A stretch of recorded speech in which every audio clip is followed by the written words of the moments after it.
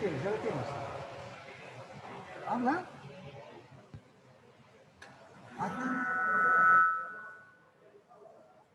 Hola, ¿qué tal? Prueba bien, sí.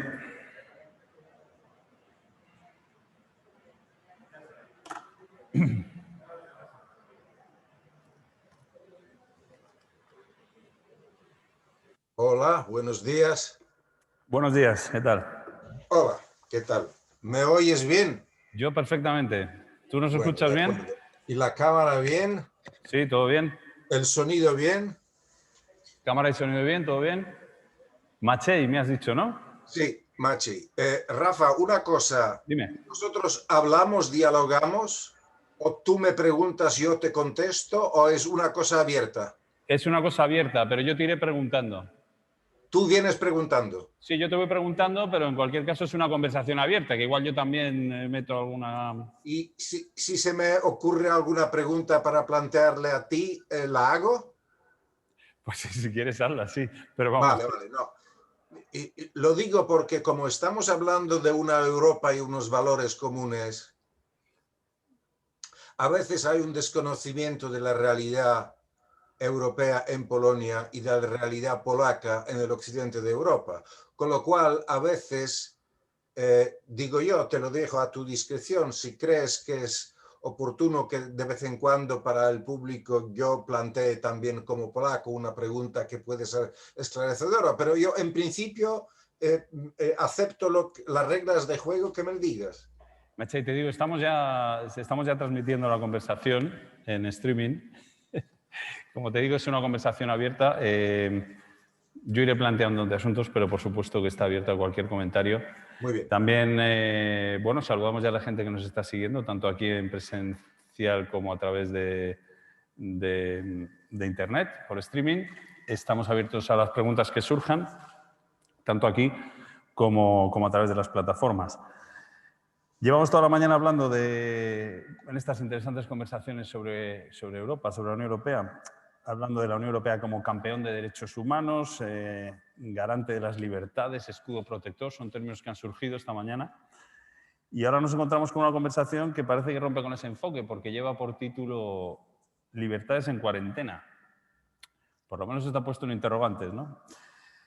Está planteado como una pregunta, pero claro, si buscamos respuestas para esta pregunta, yo la referencia más cercana que tengo es de la semana pasada, y es ese informe que publicó la Comisión en el que revisa la situación de los Estados miembros en relación a los 4 pilares sobre los que Bruselas considera que descansan los principios fundamentales europeos: independencia judicial, lucha contra la corrupción, libertad de prensa y controles democráticos al poder. ¿Y qué vemos de ese informe? Pues que hay 2 países que salen regular en la foto. Son Hungría y Polonia. En los 2 casos se vuelve a insistir en la ausencia de independencia judicial. En el caso húngaro hay una alerta por la falta de mano dura, dicen, contra la corrupción. Y en el caso polaco se destacan los ataques a organizaciones civiles o al colectivo LGTBI. La Unión recuerda, en cualquier caso, que fue creada también como un antídoto a las tendencias autoritarias, y lo que nos parece, por lo menos en base a ese informe, pues es que en estos 2 países por lo menos parece que la libertad o estas libertades pueden estar en cuarentena. Sobre este asunto va a girar esta tercera conversación de la mañana, y para hablar de este asunto nos acompaña, como ya habrán comprobado, Maciej Stasiński, periodista de la Gazeta Wyborcza, uno de los diarios más importantes, si no el más importante de Polonia, y de Europa Central en realidad, y que ejerce también como corresponsal en Varsovia del diario español La Vanguardia. Después entraremos en detalle en algunos de los puntos sobre los que nos planteamos si las libertades están en cuarentena, pero para empezar, Maciej, te pediría un primer comentario sobre este asunto. Este informe, cuando llegan este tipo de informes, cuando se publican en Bruselas, ¿se presta atención en los ciudadanos polacos? ¿Prestan atención a estas llamadas de alerta? ¿Se dice algo? ¿O lo que llega desde Bruselas empieza a pasar inadvertido? Oportuna pregunta, porque nosotros que hemos estado acompañando esta tremenda involución del espíritu liberal y europeo polaco a lo largo de los últimos 5 años que está ejerciendo el poder el Partido Nacional Católico Ley y Justicia, nos parecía de cajón de sentido común y de obligada atención cualquier infracción de ese espíritu europeo por parte de nuestro gobierno y cualquier advertencia que nos llegara de Europa de que ese tipo de comportamiento era inadmisible o por lo menos muy censurable.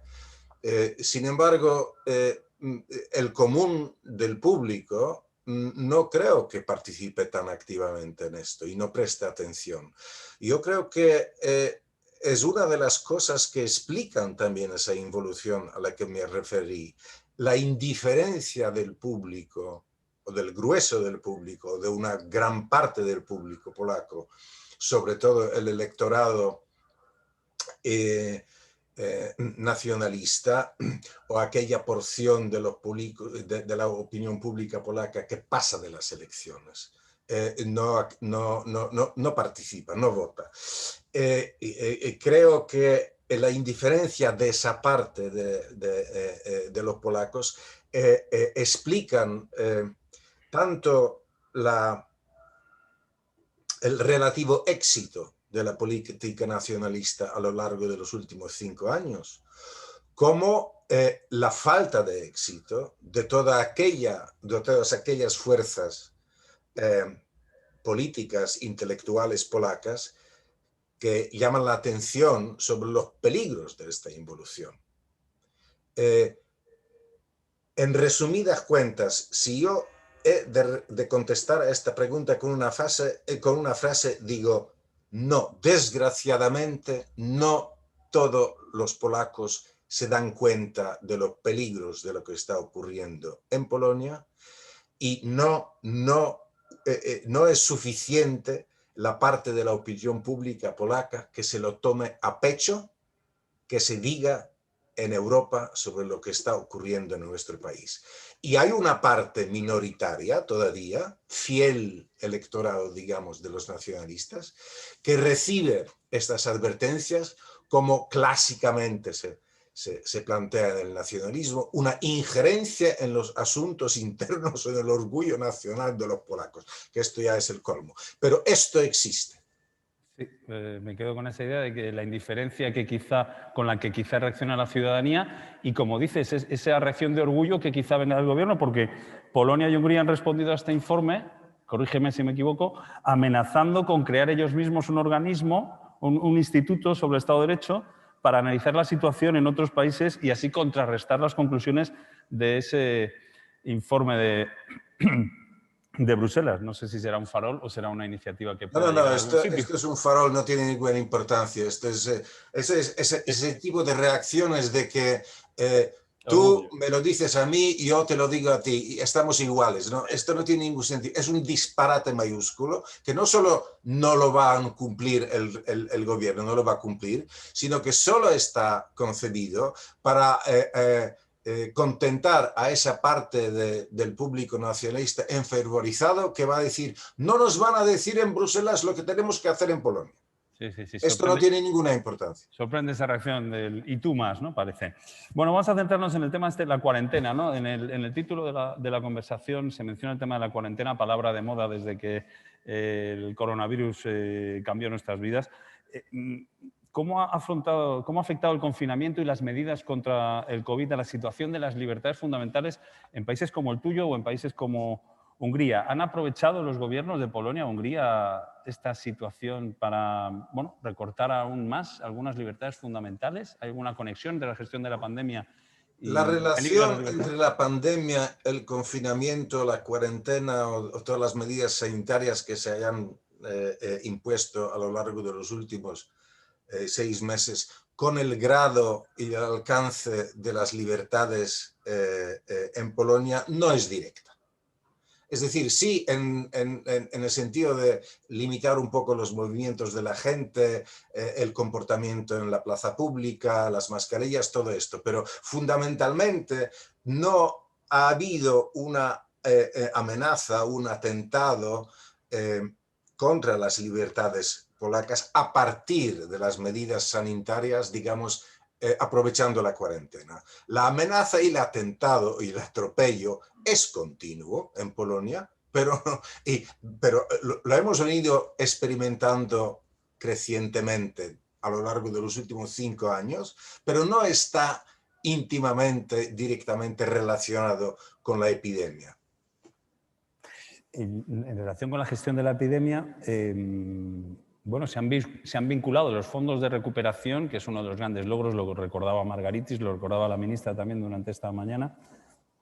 Esos fondos de recuperación que se aprobaron en julio se han vinculado o se quieren vincular con el cumplimiento del respeto a los derechos fundamentales y al Estado de Derecho en todos los Estados miembros. ¿Esto crees que puede ayudar en Polonia o puede aumentar más la tensión y ese sentimiento de rencor hacia Bruselas? Es difícil decir hoy.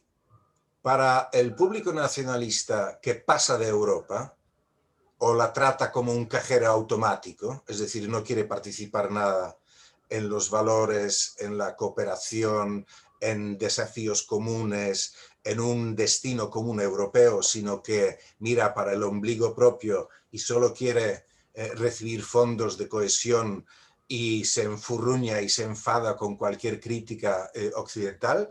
Para ese tipo de gente, tanto los dirigentes políticos nacionalistas como sus votantes, eso puede aumentar la tensión de que otra vez intervienen, nos obligan, nos censuran, en fin, estas reacciones airadas, irracionales, se pueden producir.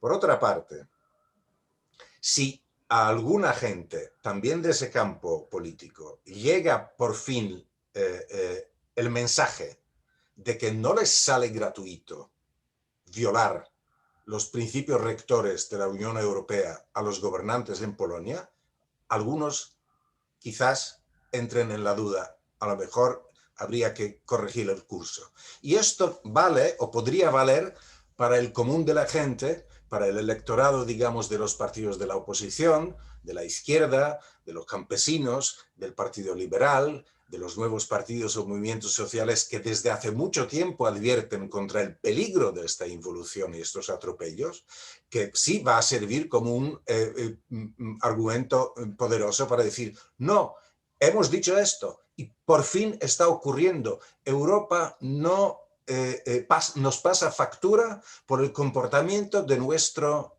gobierno y a lo mejor ese mensaje llega al común de la gente que junto con la crisis económica que va a aumentar en los próximos meses como efecto de la pandemia, puede producir un cambio, un marcado cambio en el comportamiento político y electoral de la gente en las próximas elecciones. Yo no lo descarto. Ahora, predecir esto, hacer profecías es muy difícil. Va a haber reacciones de todo tipo. Veremos, es difícil hacer profecías, veremos si cambia, pero de momento yo escribía esto en julio al hilo de cuando se aprobó este fondo, que, bueno, que directamente el primer ministro Morawiecki ya decía que eso de condicionar los fondos al cumplimiento, al respeto del Estado de Derecho, pues que era solo una hipótesis y que era papel mojado, ¿no? Porque tanto Hungría como Polonia tienen derecho a veto, o sea que es difícil, ¿no? Que al final se traduzca esto en medidas concretas o en un cambio, en una reacción por parte de estos gobiernos. Vamos, si te parece, a centrarnos en algunos de los puntos, antes de pasar a hacer preguntas, que ya nos ha llegado alguna. Me gustaría repasar contigo algunos puntos concretos en los que nos planteamos si de verdad las libertades están en cuarentena en países como Polonia. Uno de los que más hemos hablado en los últimos años, es un tema que ya es recurrente porque hace 2 o 3 años que hablamos de él, es el tema de la reforma judicial en Polonia, ¿no? Primero fue aquel intento por adelantar la jubilación de los jueces del Supremo, después esa reforma que imponía un sistema disciplinario para castigar a los jueces que dictaran sentencias que no fueran del agrado del gobierno.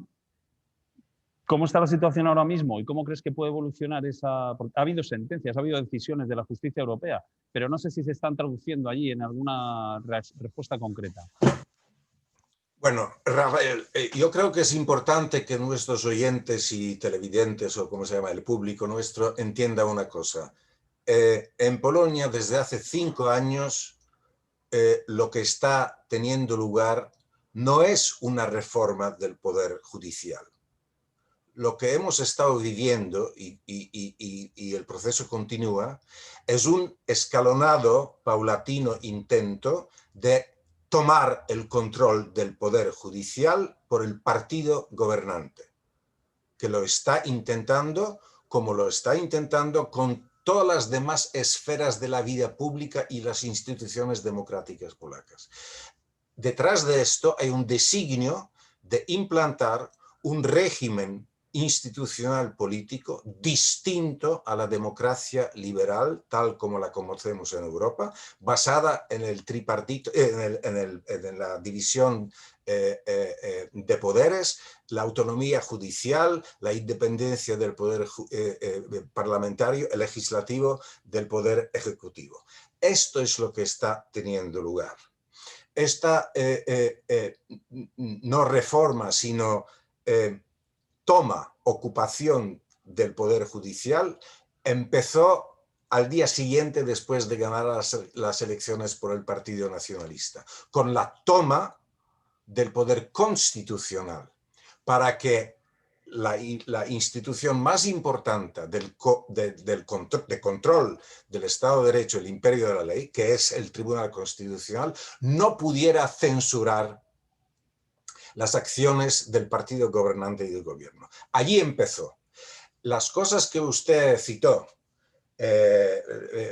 la jubilación prematura y obligada de los jueces y muchas más medidas, como la creación en una nueva sala del poder del Tribunal Supremo, el intento de censurar o perseguir a los jueces por sentencias que emiten porque no son de agrado del gobierno. Toda una serie de medidas continuas que está tomando este gobierno son de todo punto anticonstitucionales, no solo anti-europeos en el sentido de violar estas normas que está censurando la Comisión Europea o el Parlamento Europeo. Son inconstitucionales dentro de Polonia, atentan contra la Constitución polaca. La Constitución polaca está siendo en este aspecto, sobre todo en la autonomía del Poder Judicial, sistemáticamente violada por este gobierno gracias a su mayoría parlamentaria,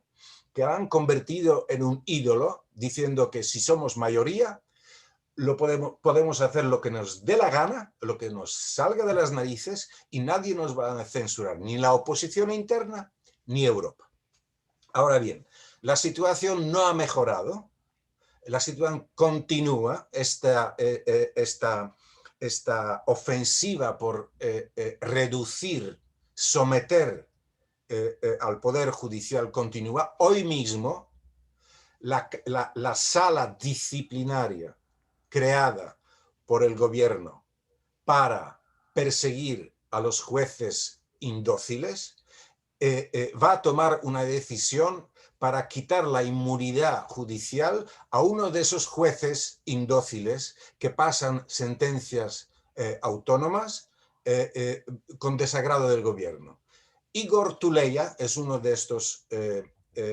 Igor Tuleya, vale la pena recordar el nombre, es uno de estos jueces que está siendo desde hace mucho tiempo perseguido, y hoy esa cámara o la sala disciplinaria del Tribunal Supremo, sala que es ilegal, es inconstitucional, y a la luz de la Constitución polaca y de la legislación europea no tiene validez de un tribunal, le amenaza con suspender a ese juez. Si esto se produce, será un nuevo atropello, pero uno más de una serie que interminablemente se produce continuamente en Polonia. Maciej, voy a aprovechar para preguntarte por una cuestión. Yo visité Polonia hace 2 años, año y medio, 2 años, y me explicaba, me gustaría preguntarte por el origen de esta reforma, porque hablaba con un experto en Derecho, un profesor de la Universidad de Cracovia, y él me explicaba que el partido, el gobierno, lo justificaba en romper con la herencia de la época soviética.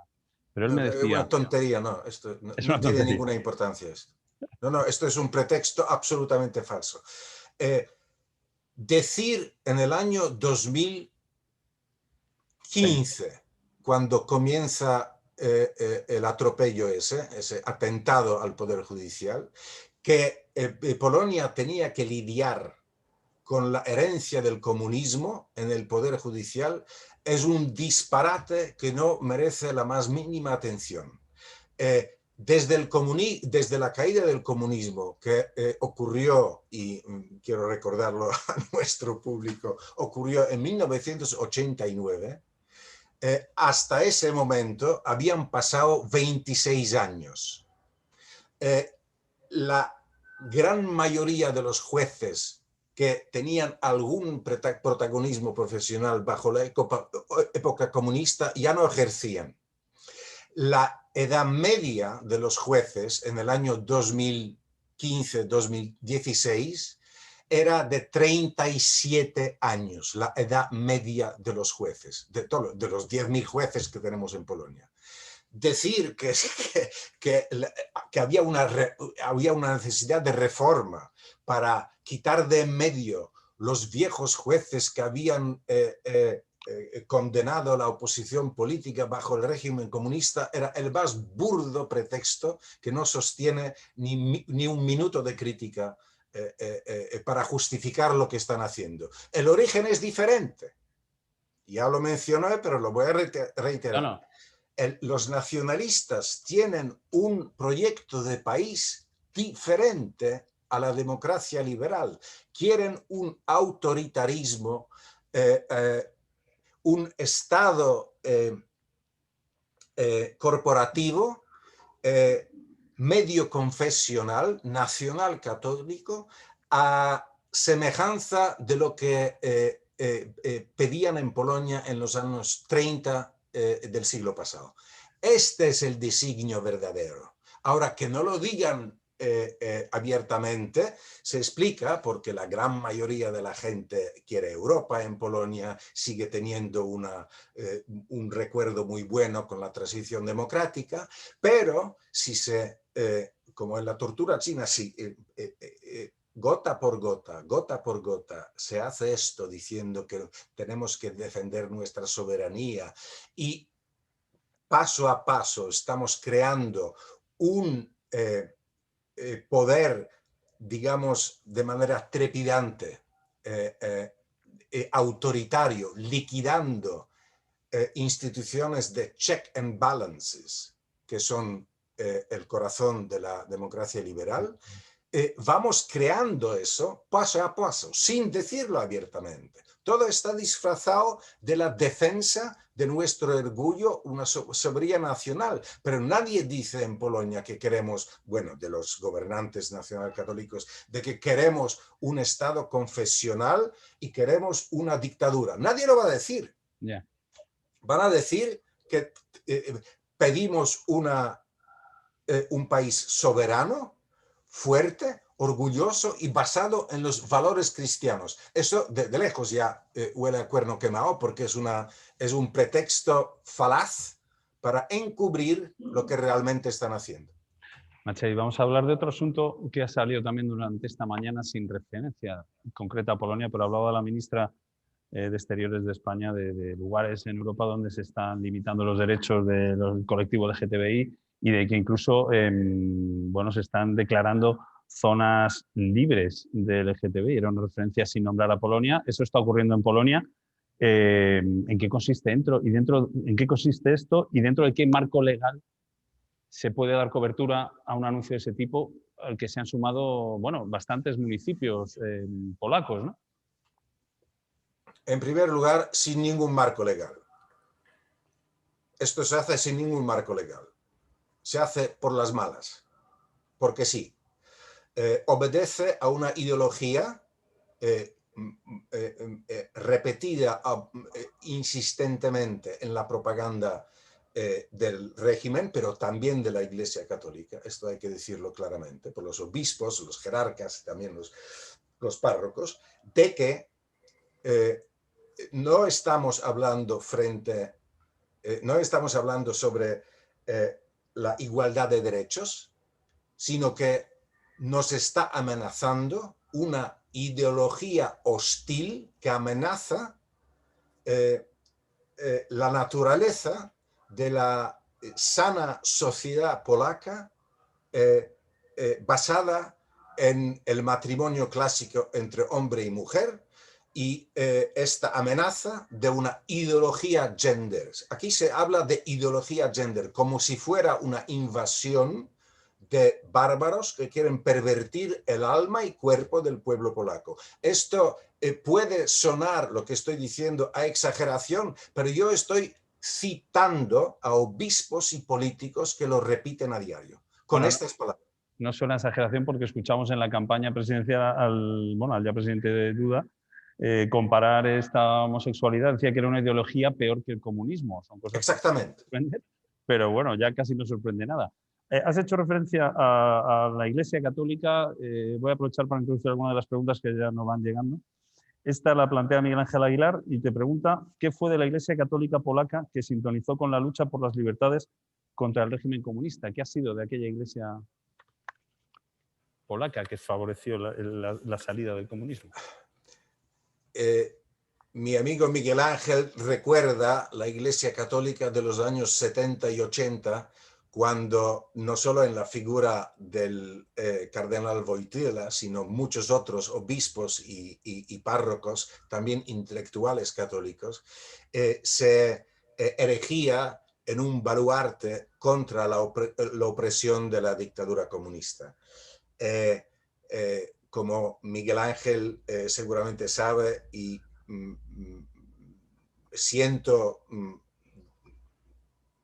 decepcionarle, aquella iglesia que nosotros, yo y mucha gente en Europa conocía de aquellos años, no existe más. Existe otra iglesia. Existe una iglesia confesional, autoritaria, intolerante, que ve enemigos por doquier y que se identifica con un régimen cada vez más autoritario y confesional, y que ha desplazado aquella iglesia que Miguel Ángel pregunta y que yo recuerdo de mi adolescencia, ha desplazado al pasado. No existe ya. La gran mayoría de los obispos son de esa nueva índole, de esos jerarcas bizantinos que confunden el poder laico con el poder espiritual, que firman las acciones del gobierno y que piden también al gobierno acciones de ese tipo, de imposición, de autoritarismo, de persecución, de intolerancia, de estigmatización de los otros. Esto es desgraciadamente así. Antes de dejar el tema de la discriminación por orientación sexual, más allá de las declaraciones de políticos o de esta actitud de la Iglesia, ¿cómo se nota en el día a día del colectivo homosexual? Supongo que no será lo mismo en el entorno rural que en Varsovia, a lo mejor, pero ¿cómo se nota en el día a día esta presión? Yo recuerdo también de aquel viaje que me contaban que hubo una defensora de los derechos de los niños que llegó a plantear que se prohibiera la serie infantil de televisión de los Teletubbies, que se prohibiera su emisión porque uno de los personajes parecía homosexual, ¿no? Suena a broma, pero bueno, hay un fondo ahí. No es ninguna broma, no es ninguna broma. Los efectos perjudiciales de toda esa propaganda, de ese ambiente creado desde el poder y desde los púlpitos, se nota en todas partes. Legalmente no tiene ningún marco, pero hay una sensación de agobio y acoso por esta gente. Están siendo insultados, ofendidos, agredidos en público. Ha habido golpizas en público de gente de la comunidad LGTB. Hay una continua propaganda hostil en los medios de que estos son los pervertidos, que no son buenos polacos, que nos amenazan y tal. Entonces, aunque no se haya producido ninguna discriminación por ley, sí hay un ambiente de derribo y acoso que esta gente está sufriendo. Hay unos índices de depresión e incluso de suicidio entre esa gente joven que se sienten excluidos, discriminados, estigmatizados, y algunos piensan en irse del país. El ambiente está aquí. no hay un palo legislativo, porque a esto todavía el gobierno no se atreve, y la declaración de lo que denuncia la Unión Europea, la declaración de esas zonas libres de la ideología gender o de la comunidad LGTB, no son más que una declaración de principios, digamos así, pero también es una expresión de un ambiente de odio e intolerancia. Es decir, allí todavía no hay campos cercados donde encierran a la gente así. Solo es un ambiente, pero el ambiente cambia la música y envenena la vida social y vida pública en Polonia. Has hecho referencia al hilo de este ambiente que se crea, el papel de los medios, y con esto vamos al tercer punto sobre el que te quería preguntar, antes de pasar a la lista de preguntas que tenemos. Libertad de prensa. ¿Cómo ha sido o cómo es la relación del gobierno actual, desde que llegó al poder, 2015, con los medios públicos? ¿Qué ha hecho? ¿Cómo ha reestructurado los equipos? ¿Cómo ha cambiado los directores? ¿Cuál es la situación ahora mismo de los medios públicos en Polonia? La toma de los medios públicos fue inmediata por parte del gobierno, cosa que nunca se había hecho antes. Es decir, antes siempre ha habido reflejos de los gobiernos de turno que querían tener unos medios públicos un poco más a su favor.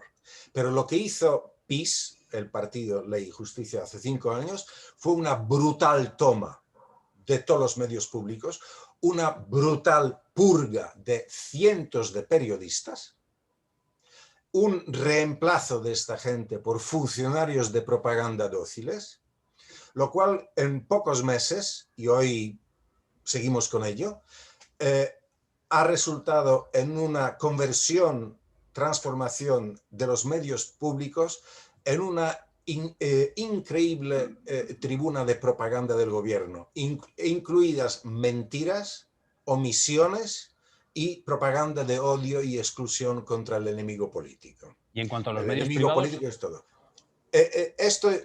La toma de los medios públicos, que fue la parte de la pregunta, es completa y continúa en el mismo sentido. Ahora, falta para cumplir la tarea de la toma de los medios de difusión, todavía los medios independientes privados. Y esto es un duro hueso de roer para el régimen, que lo está intentando, pero topa con ciertas dificultades. Pero el eslogan actual, el lema actual, desde que el presidente Duda ha ganado las elecciones y que el gobierno cada vez menea para tantear el terreno hasta donde puede llegar, es repolonizar los medios. Se sobreentiende que los no polacos son hostiles, si son propiedad de otro capital, son hostiles a los intereses de Polonia, son ajenos y tenemos que retomarlos. Esa es la apuesta siguiente en el tema de los medios del régimen, que todavía están en el aire, todavía está en la fase de los proyectos. Sí, pero se quiere limitar la participación en el accionariado, ¿no?, de medios privados de empresas o de personas de otros países, ¿no? Lo contabas tú también en una crónica, el caso de la revista FAQ, ¿no? Repolonizar en la jerga del gobierno quiere decir, si hay propietarios extranjeros, si hay capital extranjero en los medios regionales, en televisiones y tal, hay que expropiar este capital y convertir al capital polaco en mayoritario. Entonces van a ser los nuestros. Es así, tan simple como esto. ¿Dirías que hay libertad de prensa ahora mismo en Polonia? No es Turquía, pero ¿hay libertad de prensa? Aún sí, pero muy amenazada, coartada, bajo acoso constante, bajo un acoso judicial, por ejemplo. Gazeta Wyborcza, que es el diario que yo represento, el mayor de esta parte del mundo, independiente desde hace 30 años, está siendo continuamente acosada con denuncias judiciales de políticos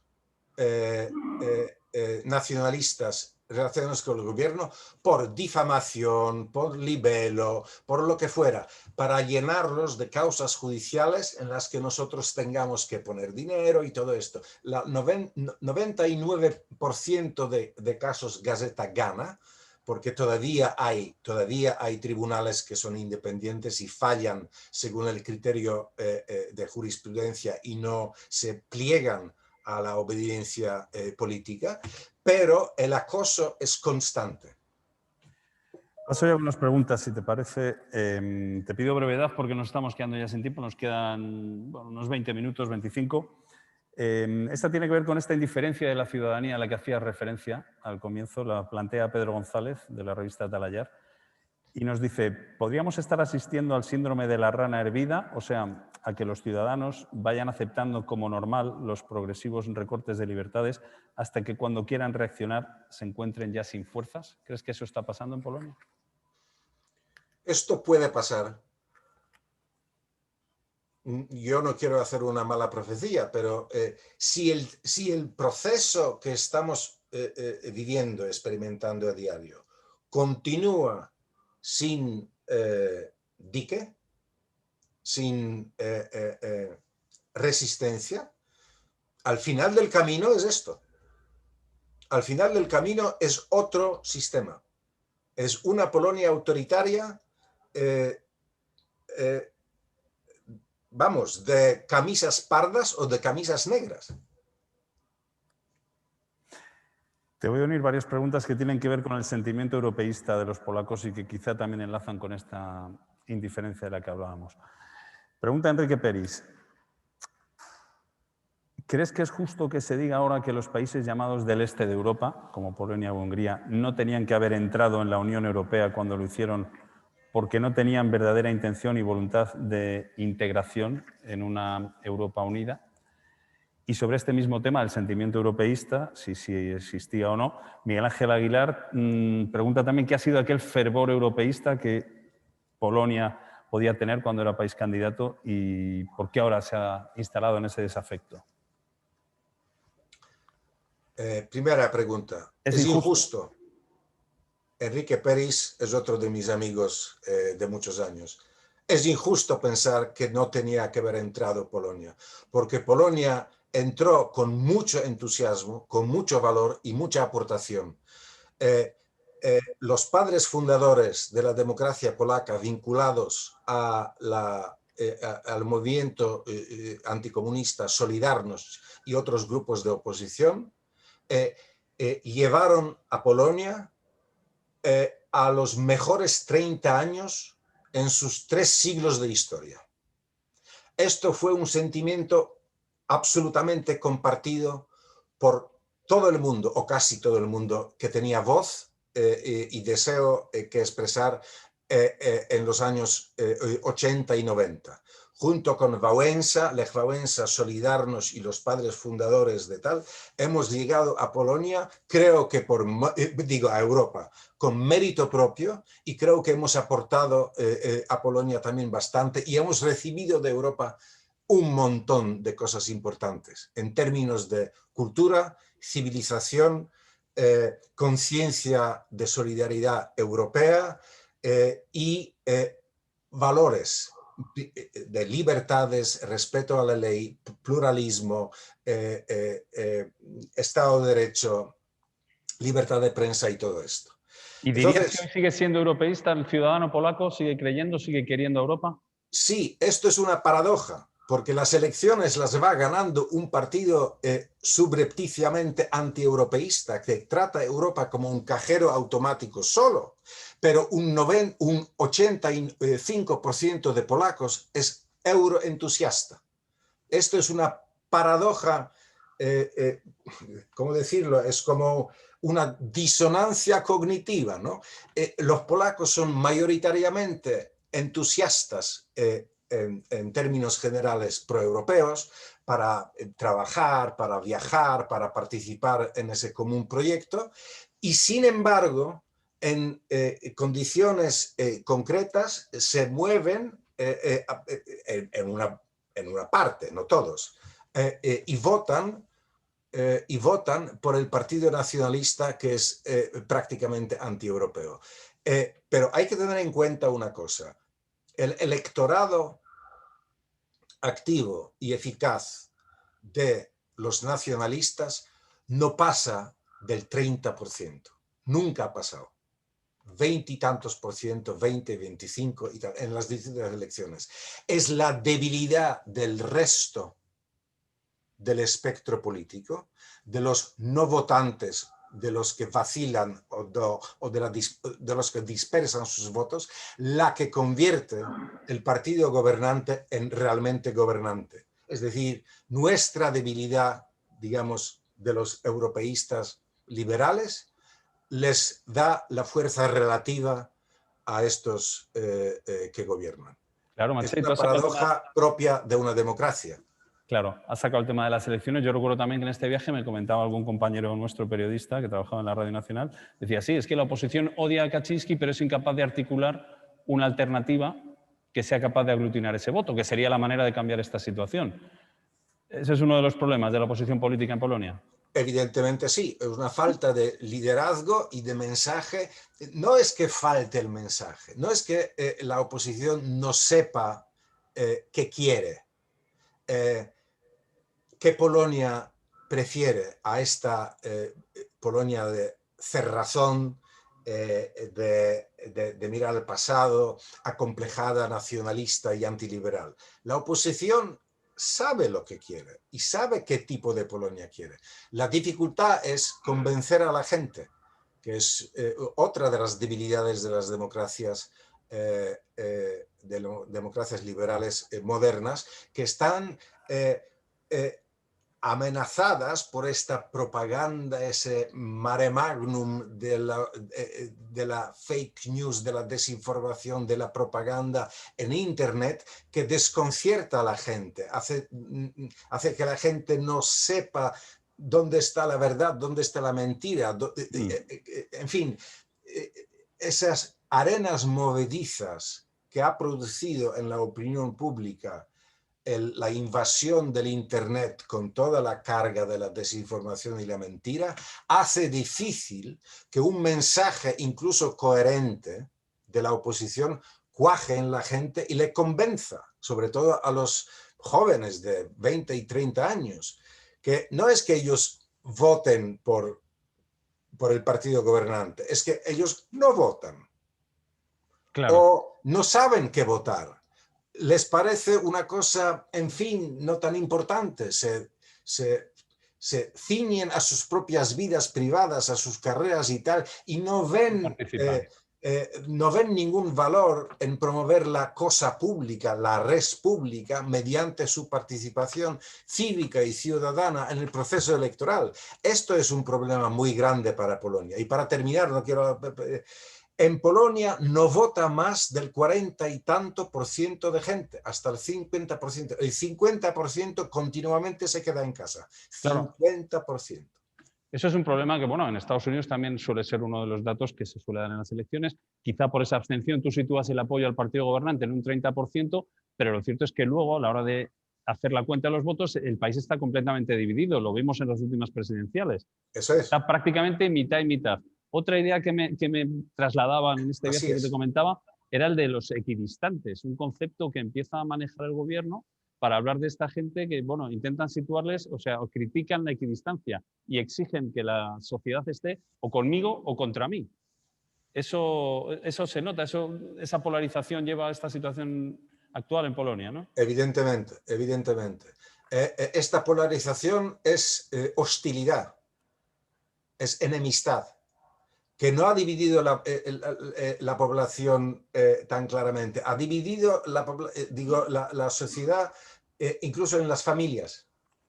Sí, bueno, me hablaban de familias que habían dejado de hablarse por política también. Que en su momento me recordaba a mí lo que estaba pasando en aquel momento en Cataluña, en España. El enconamiento es extremo. Te traslado otra pregunta que nos hace María Dolores Albiac. Dice, Polonia y Hungría, entre otros, bloquean que la Unión Europea suscriba la Convención sobre la Mujer e incluso hay eurodiputados que dicen que Polonia debería retirarse de esta convención. ¿Es así? Y nos pregunta también por en qué situación está el movimiento de las mujeres en Polonia, si hay algún tipo de movimiento, de activismo que sea capaz de evitar esto o de cambiar esta situación. Quien dijo que Polonia se tiene que retirar de esta convención ha sido ni más ni menos sino el ministro de Justicia, que es el autor máximo de ese continuo atropello al poder judicial. Y por mucho, sin embargo, por mucho que se fomente ese sentimiento de acoso, el movimiento de las mujeres feminista en contra de todo esto y a favor, por ejemplo, de un aborto más liberal, es uno de los movimientos en Polonia más fuertes y el que más el gobierno teme, porque es el movimiento espontáneo no alineado directamente con ningún partido político, por tanto es difícil de manejar y el gobierno lo tiene muy difícil cómo lidiar con ese movimiento.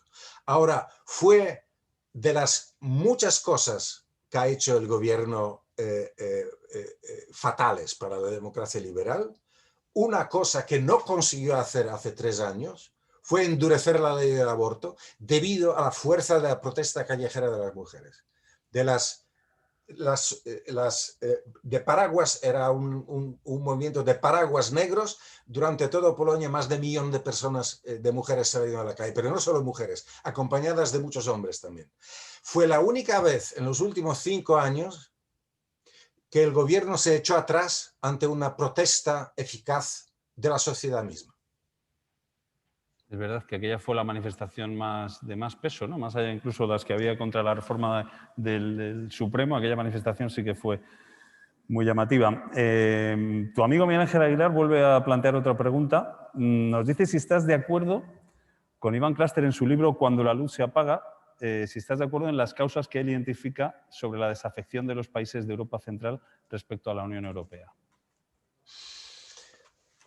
Bueno, es difícil que hagamos ahora un seminario sobre el libro de Krastev, como es difícil que lo hagamos a propósito del libro que provocó la contestación de Iván Krastev, que es el libro de Anne Applebaum, Democracia liberal en ocaso, con tal, ¿no?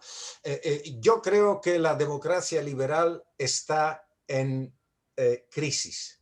Creo que los motivos que aduce Iván Krastev son válidos, pero creo también que son pasajeros. La cosa creo que es dinámica. Yo no creo que la democracia liberal en Europa, ni siquiera en mi país, haya entrado en la fase de ocaso o crepúsculo. Sí, de grave crisis, pero es recuperable. Yo creo que es recuperable. En esto estoy más de acuerdo con lo que dice Timothy Garton Ash, el profesor de historia de Oxford, que ha respondido en esta polémica entre Iván Krastev y Anne Applebaum, diciendo que una parte de la regeneración de la democracia liberal está en la voluntad de los liberales de regenerarla. De lo contrario, la profecía se cumple ella misma. De esto yo soy muy partidario. No debemos deponer las armas, no debemos desencantarnos, no debemos dejar la cancha a que jueguen en ella solo los que quieren destruir esta cancha y las reglas de juego. Ni en Europa ni en mi país. Llego a la conclusión, por tus comentarios anteriores, de que sigues creyendo que Polonia sigue siendo, los polacos siguen siendo europeístas. Te quiero preguntar por cómo se vive la herencia soviética, que hemos mencionado de pasada cuando hablábamos de la reforma judicial, pero me da la sensación de que el fantasma de la amenaza rusa sigue siendo muy presente. Es un tema que allí surge cuando se habla de seguridad. Se justifica esa amistad con Trump, esa disposición del gobierno polaco a aceptar tropas y bases militares estadounidenses, porque parece que la amenaza, no de la Unión Soviética, pero bueno, de Rusia, sigue muy presente. Europa sigue siendo un mecanismo de respuesta a esa amenaza que se sigue percibiendo en Polonia, o la gente tiende ya más a ver esa protección que llegue de Estados Unidos y no de Europa? Hay varias preguntas en una sola, es muy difícil Ya. responder. Intentar hacerlo así. La gente, el común de la gente, no vive la amenaza rusa como inminente. Los políticos la utilizan, evidentemente, aprovechando las prácticas, la conducta neoimperial y absolutamente autoritaria del presidente Putin. Esto es evidente. El régimen utiliza aquel nefasto accidente aéreo de hace 10 años como una supuesta prueba de la intervención criminal de los rusos en contra de Polonia, pero la gente no lo vive. Yo creo que el común de la gente está bien con lo que Polonia tiene de paraguas protector en forma de la OTAN y de la Unión Europea. El gobierno pretende demostrar que el único aliado son Estados Unidos porque tiene un contencioso con Europa sobre todos los demás aspectos del ordenamiento, digamos, interno del país. Pero yo no exageraría hoy por hoy la amenaza rusa como un factor que juega un papel en esa deriva autoritaria del gobierno. Está siendo instrumentalizada, pero no juega un papel primordial. Creo que tengo tiempo para una pregunta más. Hablábamos antes del papel de la Iglesia. Ya has dejado claro que no es la Iglesia por la que preguntaba Miguel Ángel, es otra Iglesia la que actualmente ejerce en Polonia. Nos pregunta Diego Carcedo, entiendo que por el sentimiento religioso de la sociedad. Dice, ¿hasta qué punto sigue influyendo el conservadurismo religioso en esta situación política que se vive en Polonia? ¿La sociedad polaca sigue siendo católica, conservadora? ¿Está contenta con ese nuevo papel de la Iglesia, dirías? Sí, pero cada vez menos. Cada vez menos. El proceso de laicización está en marcha. Lo demuestran los índices de asistencia a las misas, también a las misas dominicales, que sigue bajando continuamente.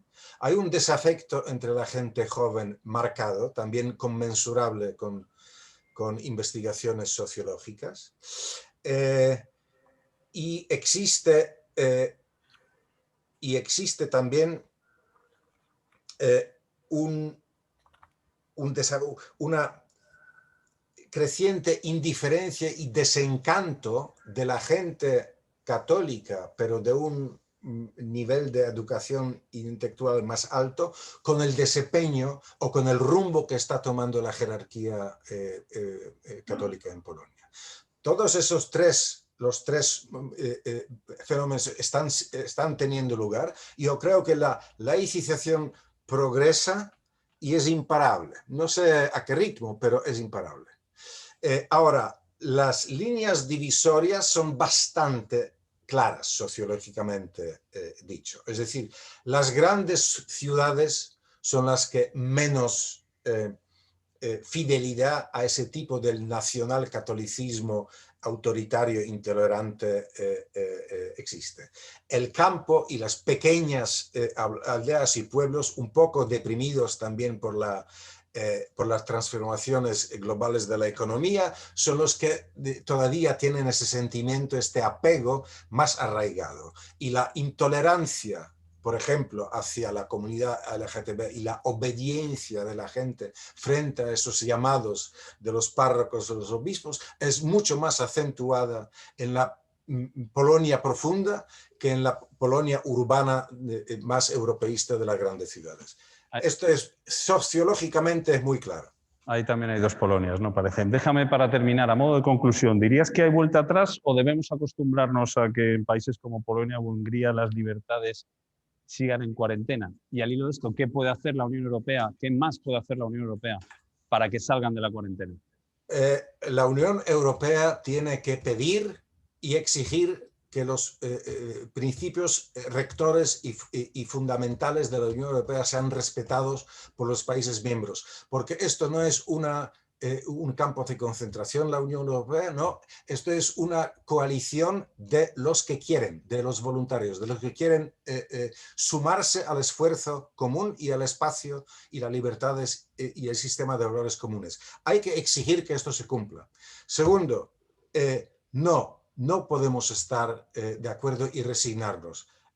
Yo lo diré con una palabra, no pasarán, no pasarán. ¿Y eres optimista? ¿Crees que no pasarán? No sé si soy optimista, no voy a deponer las armas yo, no sé si voy a ganar, pero no pasarán por encima de mi cadáver. Queda claro. Pues creo que estamos ya con el tiempo cumplido. Con esto terminamos esta conversación. Dime. Última cosa. Sí. La Unión Europea no puede traicionar la otra mitad de Polonia que quiere quedar en la Unión Europea anclada y participar en sus futuros destinos. No podéis traicionar a nosotros, aunque parezcamos hoy en nuestra cancha interna derrotados, pero es momentáneo. Por eso son importantes estas conversaciones, para que nos llegue también aquí, ¿no? Este sentimiento que a veces olvidamos y hablamos solo del otro sentimiento que también está presente en Polonia, pero vamos, que no es el único. Pues como decía, con esto hemos cumplido el horario, terminamos esta tercera conversación de la mañana, Libertades en Cuarentena. Esperemos que no por mucho tiempo. Agradecemos a Maciej Stasiński, periodista de la Gazeta Wyborcza, corresponsal de La Vanguardia desde Varsovia, su participación en este encuentro. Muchas gracias. Muchas gracias a ustedes.